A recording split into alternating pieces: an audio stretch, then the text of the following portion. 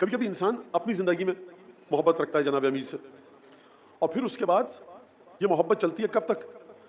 کہ جب تک انسان کو موت نہ آ جائے۔ اہم مسئلہ یہ کہ موت کے وقت جب ہم اس دنیا سے عالم برزخ کی طرف جائیں گے، محبت جناب امیر کو لے کر جائیں گے یا یہاں چھوڑ کر جائیں گے؟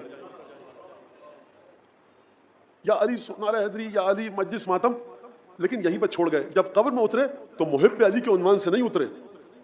یہ اہم مسئلہ ہے بڑا، سمجھیے اس بات کو۔ اس بات کو کس نے بیان فرمایا؟ چھٹے امام حضرت صادق آل محمد نے فرمایا۔ مولا نے کہا کہ ایمان دو طرح کا ہے، مستقر و مستودع۔ ایک ایمان ہے جو گڑا ہوا ہے اپنے مقام پر، ہلائے نہیں ہلے گا۔ ایک ایمان ہے جو تم کو ادھار کے طور پر دیا گیا ہے، جب موت آئے گی تو لے لیا جائے گا۔ تو سوال یہ کہ مستقر اور مستودع میں فرق ہو گیا صادق آل محمد کی لسان مبارک کے تحت۔ لہٰذا کوشش یہ کیجئے کہ ایمان مستقر ہو، مستودع نہ ہو۔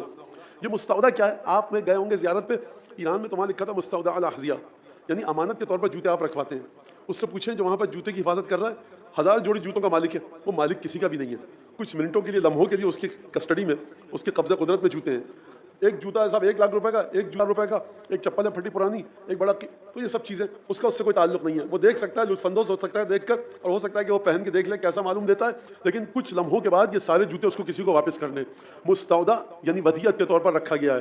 چھٹے امام فرمانے کہ ایمان دو طرح کا ہوتا ہے، مستقر اور مستودع۔ ایمان جو مستودع تم کو بطور ادھار دیا گیا، دنیا میں آپ خوش ہو رہے ہیں کہ ہم ایمان کے مرحلے پر ہیں، جب انسان دنیا سے جائے گا تو یہ ایمان چھین لیا جائے گا۔ مستقر وہ ہے کہ جب انسان دنیا سے جائے گا تو اس ایمان کو اپنے ساتھ لے کر جائے گا۔ لہٰذا اب سن لیجیے فلسفہ مجلس، اب سنیے فلسفہ قصیدہ اور نوحہ، مجلس و ماتم اور زیارت، فرش عزا، فرش میلاد، فرش محفل، فرش حدیث قصہ، فرش دعائے توسل، یہ تمام کی تمام چیزیں جو آپ آئمہ سے توسل، ارتباط، رابطہ، اتصال کے لیے اپنے گھروں میں منعقد کرتے ہیں، امام باڑوں میں آمد جامد ایک لگی رہتی ہے، یہ اس بات کی کوشش ہے کہ یبن رسول اللہ، جہاں آپ کے نام کا فرش بچھتا ہے جاتے ہیں یا اپنے گھر میں فرش بچھاتے ہیں، اس وجہ سے کہ ایمان مستقر ہو جائے، مستودع نہ ہو۔